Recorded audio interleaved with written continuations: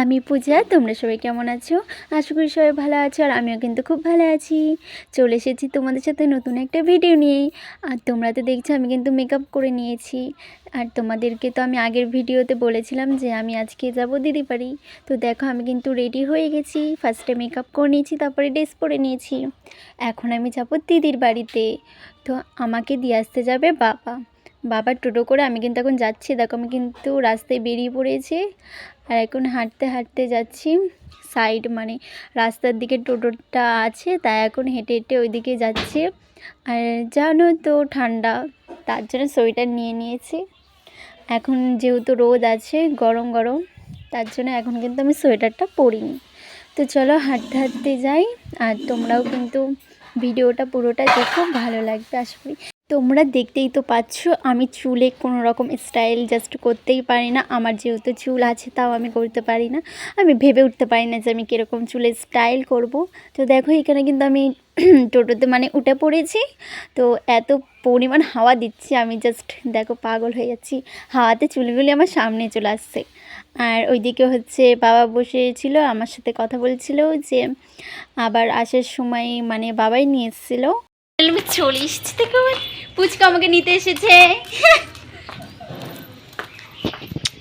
এদিকে কে কে যাবে?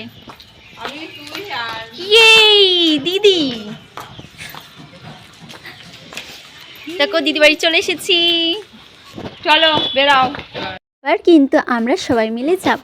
আর আমাদের সাথে যাচ্ছে দিদি, আর দিদিদের বাড়ির পাশেই থাকে আর একটা দিদি। সেই দিদিটা যাচ্ছে, আর ওই দিদির ছেলে, আর আমার দিদি, আর আমার দিদির ছেলে, আর আমি যাচ্ছি। আমরা কিন্তু হেঁটে হেঁটেই যাব, কারণ হেঁটে হেঁটে গেলে তো আরও বেশি মজা হয়, তোমরা তো জানোই। তো আমরা কিন্তু এই কজনই কিন্তু গল্প করতে করতে যাচ্ছিলাম। বেশিটা দূর না আমার দিদি বাড়ি থেকে, জাস্ট একটুখানি লাগে যেতে। তো চলো যাওয়া যাক। আর হ্যাঁ, তোমাদেরকে তো বলাই হলো না, আমি যাচ্ছি এখন হনুমান মন্দির। দিদি বাড়িতে গিয়েই কিন্তু আমরা এখন বেরিয়ে পড়লাম। আর দেখো এখন এই রাস্তা দিয়ে আমি একটু হাঁটলাম।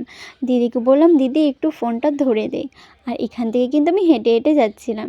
তারপরে এই রাস্তা দিয়ে যেতে যেতে দেখলাম ওইদিকে ওই রাস্তাটা কত সুন্দর একটা সাজিয়েছে, তোমাদেরকে সেটাই দেখাবো। দেখো দেখো ওপরের দিকে এই দেখো কত সুন্দর সাজিয়ে রেখেছে, কারণ এখানে কার একজনের বার্থডে ছিল, যার জন্য এই রাস্তাটা কিন্তু সাজানো হয়েছিল। আর ওখান থেকেই কিন্তু আমি এমনি ভিডিও করছিলাম। আর এখন কিছুটা দূর চলে এসেছি, এখনও কিন্তু যেতে হবে।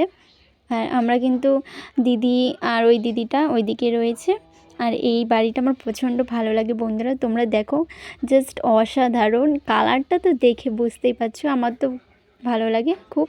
আর তার জন্য কিন্তু আমি ওইদিকে একটু গেছিলাম। আমি বলছি ফাইনালি দেখো আমরা কিন্তু চলে এসেছি অনেকটা। আমি কিন্তু তোমাদেরকে সেটাই বলছিলাম। আর ওখান থেকে যেতে যেতে কিন্তু আমি দিদিকেও বলছি দিদি আমরা চলে এসেছি। তো আমরা কিন্তু হনুমান মন্দিরের সামনে অনেকটা চলে গেছিলাম, তার জন্য কিন্তু আমি দিদিকে বলছিলাম দিদি আমরা চলে এসেছি। তো দিদি বলছে হ্যাঁ হ্যাঁ চল ওইদিকে।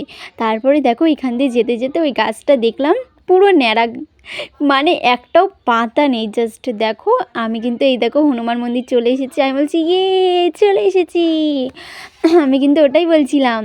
আর সামনেই দেখো কিন্তু গণেশ মন্দির আছে। আমি কিন্তু সামনেই আগে গিয়ে গণেশ ঠাকুরকে প্রণাম করলাম। আর আমি কীরকমভাবে প্রণাম করি সেটা তোমরা দেখো একবার। আমি কিন্তু এরকমভাবে প্রণাম করি, আমার কিন্তু এরকমই আমার ভালো লাগে। আর দেখো সোজাসুজি কিন্তু গণেশ ঠাকুর রয়েছে। এবার কিন্তু আমি ওখানে জুতো খুলে কিন্তু দেখো প্রণাম করতে গেলাম। আর ওইদিকে আমার দিদির ছেলেই জুতো পরেই উঠে গেছিলো, তাই আমার দিদি বলছিল জুতো খুলে যাও। তারপরে ওখান থেকে নমস্কার করে তারপরে কিন্তু আবার এই যে এদিকে যাচ্ছি। আর সোজাসুজি দেখো কত সুন্দর পুকুরটা, ওখানে কিন্তু বোট চালানো হয় ওই পুকুরে। আর এখন দেখো কত সুন্দর ঝর্ণা পড়ছে, রাত্রিবেলায় তো আর সুন্দর লাগে দেখতে। আমি এর আগেও রাত্রে এসেছিলাম, তখন দেখেছি, হেবি সুন্দর লাগে। তারপরে এদিকে এবার ভেতরের দিকে যাচ্ছি, ওখানে কিন্তু হনুমান ঠাকুরটা রয়েছে নিচে একদম শুয়ে, খুব সুন্দর লাগে দেখতে। ওখানে গিয়েও কিন্তু আমি প্রণাম করে নিলাম। আমি তোমাদেরকেও কিন্তু দেখাবো। আর এত সুন্দর লাগছে দেখতে, দেখো কত সুন্দর শুয়ে আছে হনুমান ঠাকুরটা, আমার তো প্রচণ্ড ভালো লাগে। কে কে এসেছো আমাকে একটু কমেন্টে বলো, কারণ এখানে হনুমান মন্দিরে তো অনেকেই এসেছে আমি শুনেছি। কে কে এসেছো আমাকে বলো। আর দেখো আমি এদিকে বলছি যে আমি চলে এসেছি। তারপরে ভেতরের দিকে কিন্তু এই যে চলে আসলাম। ভেতরের দিকে এরকম কিন্তু একটা পার্ক টাইপের, এখানে কিন্তু মানে বাচ্চারাই উঠতে পারবে, বড়রা উঠলে কিন্তু বকবে। তাও আমি কিন্তু হচ্ছে ওঠার জন্য আমার খুব ইচ্ছে করছিল দোলনায়। তো তোমরা দেখো তাহলেই বুঝতে পারবে। আর এদিকে দেখো কত সুন্দর। আর একটা জিনিস বন্ধুরা, আমার হাতে ফোনই পড়ে যাচ্ছিলো, ভাগ্যিস ফোনটা পড়ে যায়নি।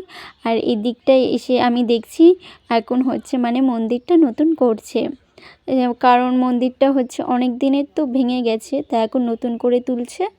আর এদিকে দেখো আমার দিদি রিলস বানাচ্ছে, আর ওইদিকে আমার দুটো পুচকুরা ওরা বসে রয়েছে।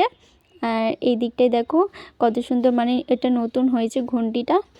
আগে কিন্তু আমি যখন গেছিলাম তখন কিন্তু এরকম আমি দেখিনি। আর তারপরে ওখান থেকে ঘুরে আমার দিদির ছেলে কিন্তু স্লিপ চড়ার জন্য খুব বায়না করছিল। তারপরে আমার দিদি আর আমি মিলে এদিকে পুচকুকে স্লিপ চড়াচ্ছিলাম, এই দেখো নেমে পড়লো। আর ওখানে দাঁড়িয়ে দাঁড়িয়ে আমি একটু ভিডিও করে নিলাম। আর ওখানে আমার দিদির ছেলে স্লিপ চড়ছে আর আমি তো উঠতে পারবো না। আমার তো আফসোস হচ্ছে, আমি উঠতে পারছি না, আমার তো ভালোই লাগছিল না। তারপরে দিদি ওখানে হচ্ছে ভিডিও করছিল, এখানে আমি ভিডিও করতে চড়তে পারবে, আমাদের জন্য কোনো স্লিপ নেই, কত কষ্ট আমার। ও নো, দেখো আমার দিদির ছেলে চড়ছে এখানে, আর আমি চড়তে পারছি না, আফসোস, বড়রা উঠলে বকবে। আমার উঠতে ইচ্ছা করছে মানে আমি উঠেই ছাড়বো। তো দেখো যে যা বলুক, আমি কিন্তু উঠে পড়েছি দোলনা চড়তে। একটু আমি বললাম দিদি আমি একটু চড়ি, কি যে কে কী বললো ওইসব দেখে এখন লাভ নেই। তারপর ওখান থেকে কিন্তু দোলনা চড়ে এখানে চলে এসেছি, টিপ পরালো, তারপরে প্রসাদ দিল। তারপরে ওখান থেকে কিন্তু এই দেখো আমি কিন্তু হনুমান ঠাকুরের প্রসাদ নিয়ে এদিকে চলে আসলাম। তারপর বাড়ি চলে যাব। আমাদের ঘোরা হয়ে গেছে, এখন আমরা বাড়ি যাচ্ছি। চলো বাড়িতে গিয়ে দেবো, দিদি বাড়ি যাচ্ছি। আমাদের কই গেল সন্ধ্যা হয়ে গেছে, গিয়ে চুলটা আমি গুটিয়ে নিয়েছি। আর কি কি করেছো? তারপর কিন্তু আমি বাড়ি চলে এসেছিলাম। এইটা দেখো রিলস, তোমরা হচ্ছে ফেসবুকে কিন্তু ফেসবুকে কিন্তু তোমরা দেখতে পারবে, তোমরা কিন্তু দেখে এসো। আর ভিডিওটা কেমন লাগলো তোমরা কিন্তু অবশ্যই কমেন্টে জানিও। সবাইকে টাটা, দেখা হচ্ছে নেক্সট ভিডিওয়ে।